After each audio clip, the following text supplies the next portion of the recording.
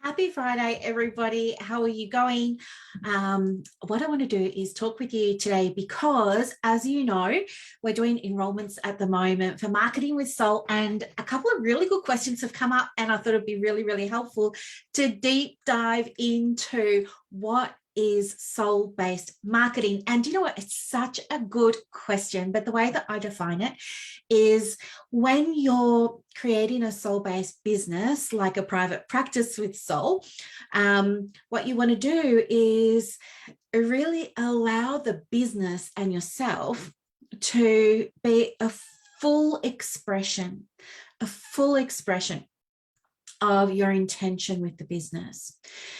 By bringing everything into alignment with your soul-based values, you then start to do things like create policies and documentation, marketing strategies, social media strategies, therapeutic approaches to recruitment, to scaling your practice if you're at a stage where you want to be hiring subbies like subcontractors or independent contractors or employees and all of the things.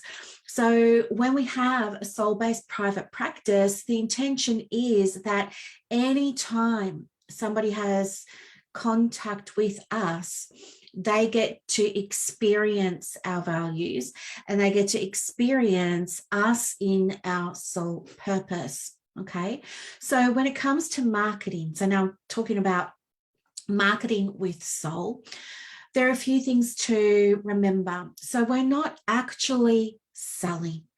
There's no selling when it comes to promoting and sharing information about and distributing all of the stuff around your soul-based business, because it's selling is one thing, but marketing with soul is something completely different.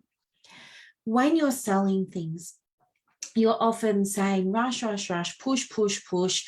There's this time limit, there's that time limit. Do you know what I mean? There's these things like, you must create urgency and stuff like that. And I think that while those approaches are so successful in like retail spaces, they're not as ethical or even successful when it comes to working in the space of private practice, well-being, health and wellness, a service-based business, right? The thing is, what's more important to our clients is a sense of belonging. And by that, what I mean is our clients want a practice that they feel like they belong. That's why they shop around. That's why you get all these inquiries that go nowhere on Psychology Today. People are looking for the practice that's going to be their practice, their therapist, their practitioner, their psychologist, their social worker, their coach, whatever it is. So they're wanting that sense of belonging. So this is one of the things that you need to understand, because it will have a very big impact on your ability to connect with the clients that you really want to be providing services with for your private practice, right? So understanding what your values are and really bringing all the different touch points in your practice into alignment with those values is a great way to cultivate a sense of belonging. The other thing that you want to be doing is, we talk about niching, and niches are so important because absolutely we need you to be easily found and we need you to be referable. As I said on previous videos, if you go too broad, you go broke usually. I'm sure there will be some people that disagree with me, but for by and large, people who are catering to everyone and everything with all the techniques, the too broad, they take a lot longer to fill diaries than people who have a niche and they stand for one thing and da da da da.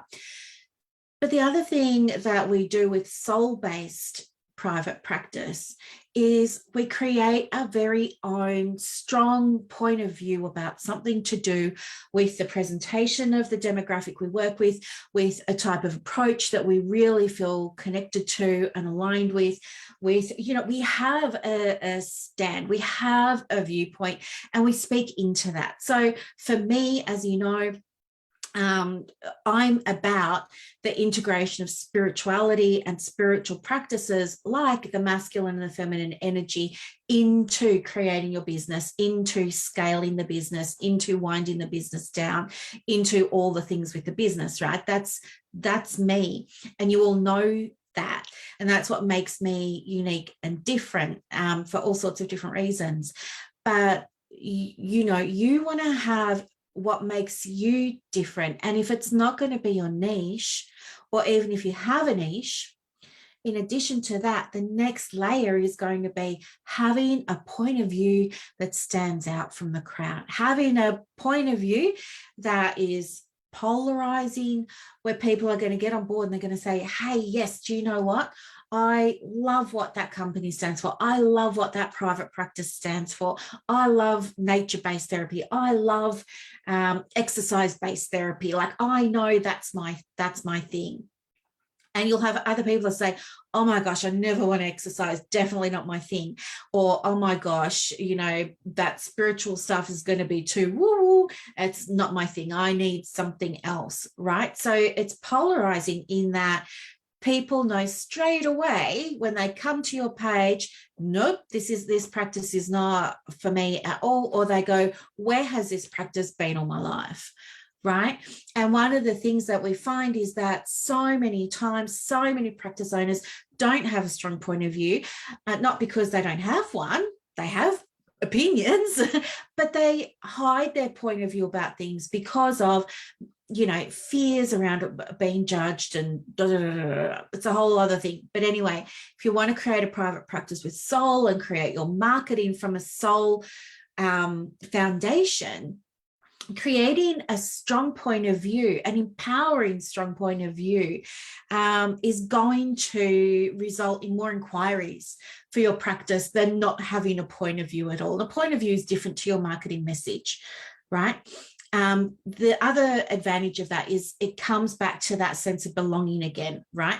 So I know with my business, people who follow my business on Instagram, they do that because they align with what I'm saying, they align with what I'm doing, they align with how I'm doing it, all of those sorts of things. Other people aren't ever going to follow me because I don't align with them. They don't align with me, and that's totally fine. And guess what? The people that follow me will follow me for a while, and then they're going to start booking calls, booking sessions, booking appointments, enrolling in programs, all the things, because it takes time to nurture and develop those relationships with people who've never heard of us, who are new to our world, okay? When we have an audience for our private practice that feels like they belong, that has that sense of community, that are all on the same page with the point of view of the practice and with the niche of the practice, then amazing things start to happen for the business. Not only is it diaries filling, but it's reviews, it's testimonials, it's word of mouth referrals, it's professional referrals, it's more visibility for your practice. And you get to market less and less and less as the practice grows and grows and grows. There are some practices that I work with that are hugely successful and they do zero marketing now. The business markets itself through its niche, its message, and all the beautiful things that happen at every single touch point of the practice. And this is why learning how to market with your soul, from that soul base, not from desperation, not from pushing, not from, you know, buy now and you'll get some steak knives. It's none of that, right? It's what makes soul-based marketing so beautiful, and it doesn't feel like marketing at all.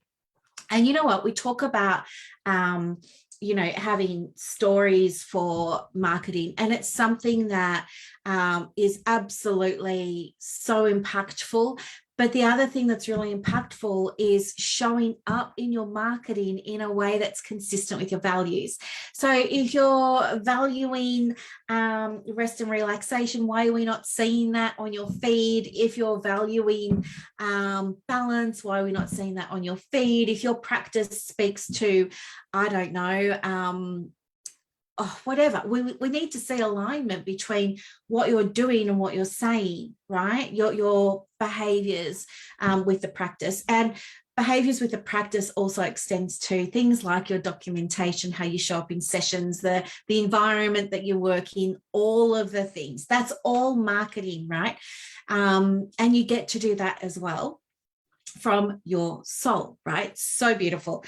The other thing is that, just to wrap up, when you have that really strong point of view, when your practice really does stand for something, and when you start to express that and you start to build that following, you start to build that community, and people are feeling like they've found their space, they're feeling that sense of belonging, it creates momentum. And this is what starts to elevate your private practice to a space where you're now able to work with clients that are perfect for your practice clients, right?